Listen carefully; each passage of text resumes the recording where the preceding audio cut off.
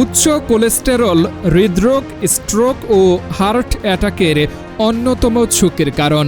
তাই এ সমস্যায় ভোগা ব্যক্তিদের খাদ্যাভ্যাস নিয়ে সতর্ক থাকার পরামর্শ দেন চিকিৎসকরা। অনেকেরই প্রশ্ন, উচ্চ কোলেস্টেরল থাকলে দুধ খাওয়া যাবে কিনা।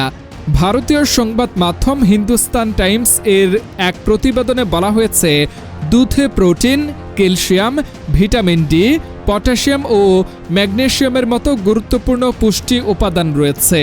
তবে ফুল ক্রিম বা হোল মিল্কে স্যাচুরেটেড ফ্যাট বেশি থাকায় এটি রক্তে খারাপ কোলেস্টেরল এলডিএল বাড়াতে পারে।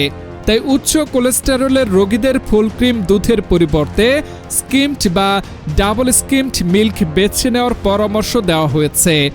এছাড়া সয়া, অ্যালমন্ড বা উট মিল্কও ভালো বিকল্প হতে পারে।